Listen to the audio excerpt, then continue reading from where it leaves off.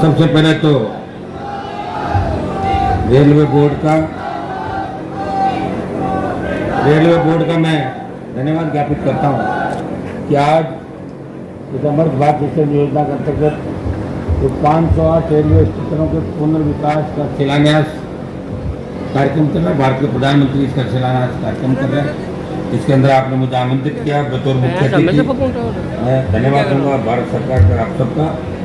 और हमारे लिए खुशी की बात यह है कि जो हमारी जोधपुर डिवीजन है उत्तर पश्चिम रेलवे की, इसमें सर्वाधिक 15 टोटल स्टेशनों पे अमृत भारत का काम होगा, जिसमें 20 करोड़ के लगभग पहले फेज में पैसा खर्च होगा।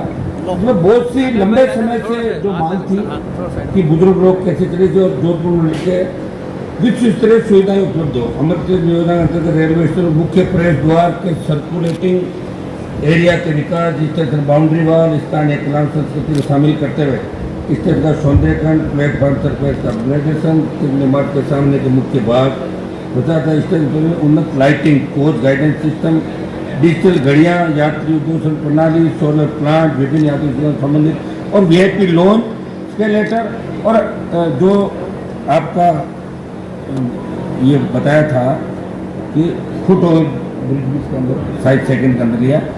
तो ये आप बताएं कि नागौर प्रथम आ रहा है। CR चौधरी साहब ने अच्छी बात की सारी, मैं इनकी बात का स्वागत करता हूँ। लेकिन ये थोड़ा सा कहना भूल गए थे कि 2008 के बाद 2008 15 साल पीछे जाओ, 15 साल में नागौर जिले में रेलवे स्टेशनों पे 100 रुपये खर्च नहीं बताएंगे। ये पहली बार, वो आपने MP कोटेज देने होंगे, पहली बार 15 में से 6 है hotel Merta road, rail, Nagaur, Didwana, Degana, और जो हमारे 5 बाकी है मकराना, लाडनू, छोटी खाटू, कुचामन, नावा। हाँ, ये सही है, पैसा भारत सरकार का है, तो भारत सरकार का पैसा तो भारत सरकार ही खर्च करेगी, जनता पे टैक्स भी लगता है, ऐसे थोड़ी भारत सरकार घर से देगी पैसा, आप भी जानते हैं सारा। और सांसद जो होते हैं वो प्रयास करते हैं।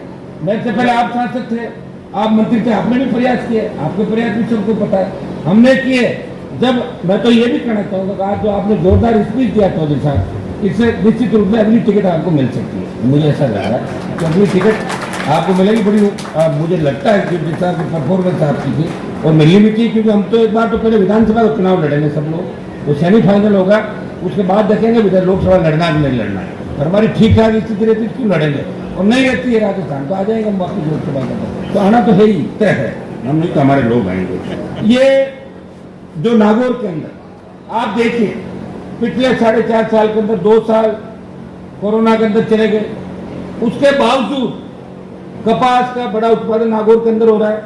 भारतीय कपास निगम की उपशाखा नागौर के अंदर खुली, बहुत बड़ा प्रयास आपके MP ने लोकसभा के अंदर किया।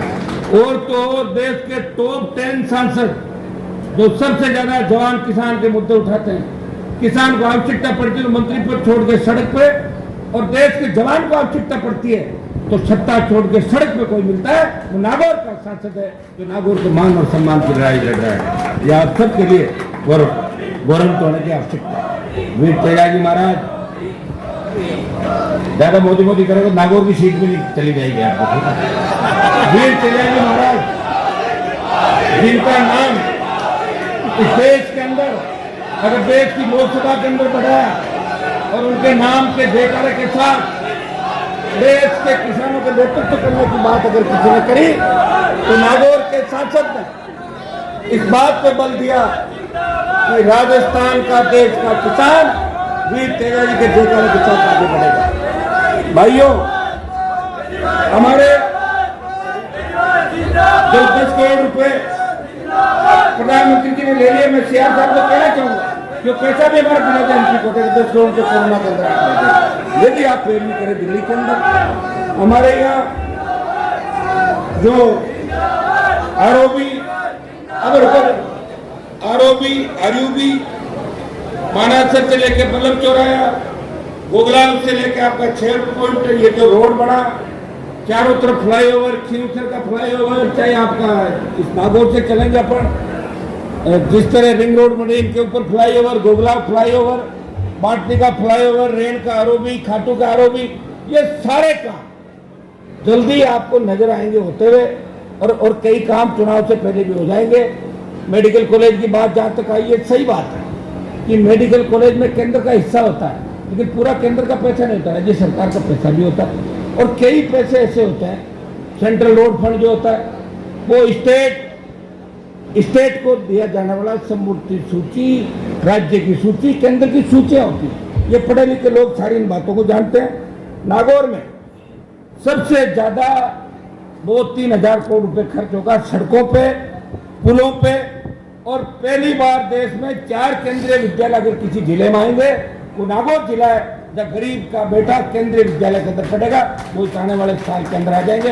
बस मैं इतना ही निवेदन करूंगा कि आप उनको रुकवा नहीं दें दिल्ली जाके, ये मुझे चिंता रहती है हनुमान जी करा इसको रोक दो काम को, इतना सा थोड़ा सा ध्यान रखना, क्योंकि हम 14 के अंदर वही थे, हम लड़े जब आप आए थे, हम नहीं लड़ते तो आप कभी नहीं आते। बीजेपी का जो कमल खिला, चाहे भवर सिंह डांगावास के टाइम खिला, चाहे भानु के टाइम खिला, और चाहे सियार साहब के टाइम खिला, मेरी बड़ी भूमिका थी, इसलिए मुझे चुनौती देने का प्रयास करो ही मत।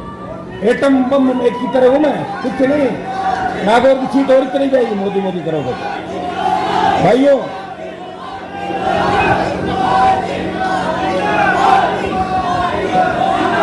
ये ज्यादा करोगे तो नागौर के देख लो, लेके आया हूं मैं साथ में, तो ऐसा नहीं होगा अगली बार 40,000 हार जाओ नागौर की सीट, ठीक है। मैं नागौर के अंदर मिलिट्री स्कूल, सैनिक स्कूल नागौर में खुले, हमारा नमक उद्योग नावा का उसको बढ़ावा मिले, हमारे मार्बल उद्योग को बढ़ावा मिले, बेरोजगारी की समस्या का ठोस समाधान हो, किसान को उसका हक और अधिकार मिले। मुझे अच्छी तरह याद है विकास जी, जब मैं यहां बछड़ों की ट्रेन लेके आया था, तब हाँ भर के आपके मंत्री ने किस तरह मना किया था, उस बात को भी हम भूल नहीं सकते, ये बात भी आपको करनी होगी। और जो किसान के बेटे सामने बैठे हुए अगर इस तरह की बातें कर रहे हैं और टिकट मांग रहे हो, सुन लो मेरी बात, नागौर से चुनाव लड़ने के लिए अगर कोई मन कर रहा है ना छापा बांध के, वो सुन लेना, या विधायक नहीं बनोगे 50,000 चार होगे, ठीक है ना। किसान विरोधी बात करो, शर्म नहीं आती आप लोगों को, फालतू बात करते बैठे हुए हमारे अरे मोदी सारे, ठीक है। एक मिनट रुको, अरे मेरा ट्रेक मत चुका, नहीं तो बड़ा धमाका हो जाएगा, शांत रहो, कोई बम फूट जाएगा बड़ा।